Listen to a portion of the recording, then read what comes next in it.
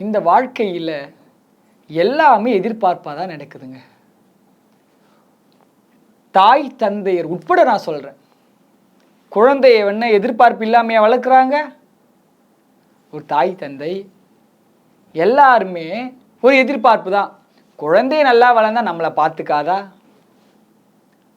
அது வளர்ந்தா நம்மளை சரியா அன்பு செய்து நம்மளுடைய வாழ்க்கைக்கு தேவையானதெல்லாம் கொடுத்து நம்மளை கடைசி காலம் வரைக்கும் பார்க்காதா? அப்படின்ற எதிர்பார்ப்பு தாய் தந்தையிலிருந்தே தொடங்குது.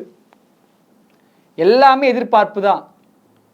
நண்பரோ சரி, ஒரு காதலோ சரி, எல்லாமே எதிர்பார்ப்பு எதிர்பார்ப்பு எதிர்பார்ப்பு. இருக்கிறதுலே ரொம்ப கொடூரமான விஷயம் எதிர்பார்ப்பு தாங்க. இந்த வாழ்க்கையில் நாம் ஒருத்தரிடம் ஒரு விஷயம் எதிர்பார்க்கணும்னு வச்சுக்கோங்க, அது கிடைக்கல, அது எப்படி ஒரு துன்பத்தை தரும் தெரியுமா? நான் ஒருத்தர் விரும்புகிறேன், அவங்க என்னை விரும்பவே இல்லை, அது பெரிய துன்பம் தானே.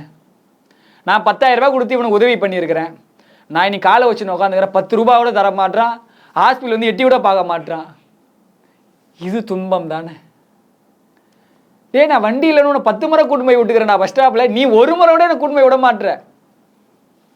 இது எல்லாமே வாழ்க்கையில் நம்ம நிறைய கேள்விப்பட்டிருப்போம், நிறைய இதெல்லாம் பண்ணிகிட்டே தான் இருக்கிறோம். ஏன் இதெல்லாம் நடக்குது? நீ பழகும் போதே எதிர்பார்ப்பு வச்சிடுற.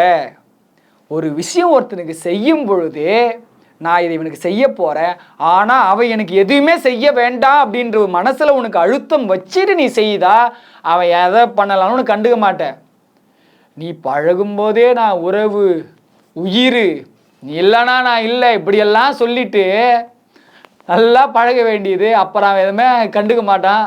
அப்புறம் ஐயோ நான் இப்படியெல்லாம் நினச்சினே, உன்னை அவன் நினைக்க சொன்னானா? நீ ஏன் எதிர்பார்ப்பு வச்சின்னா இதை செய்வான் அதை செய்வான்னு? தாய் தந்தையர் தானாக நினச்சிக்க வேண்டியது. தன்னுடைய பசங்க எல்லாம் அப்படியே வளர்ந்து நம்மளை உள்ளத்தில் வச்சு பார்க்கும்ட்டு நீங்களாக நினச்சிக்க வேண்டியது. இதெல்லாம் எதிர்பார்ப்பால் சொல்கிற, யாரையும் காயப்படுத்த சொல்லலை. தானாக தன் மனமானது எதிர்பார்ப்புகளை வைக்கக்கூடாது என்பதற்காக சொல்கிறேன். தானாக தன்னுடைய குழந்தையெல்லாம் நம்ம நல்லா வச்சு பார்த்துக்கோ, மனைவி பேச்செல்லாம் கேட்க மாட்டான், தன்னுடைய மகன்னா அப்படி தான் என்னை உள்ளங்கையில் வச்சு தாங்குவான்னு நம்மளாம் நினச்சிக்க வேண்டியது.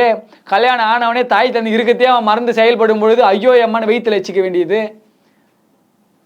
இதற்கெல்லாம் காரணம் என்ன? எதிர்பார்ப்பு தானே. இந்த எதிர்பார்ப்பு நம்மளை எவ்வளோ வேறு இருக்குது.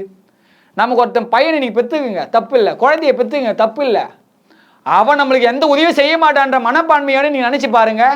அவன் செஞ்சாலும் செய்யலாம், உங்களுக்கு கவலை வராது.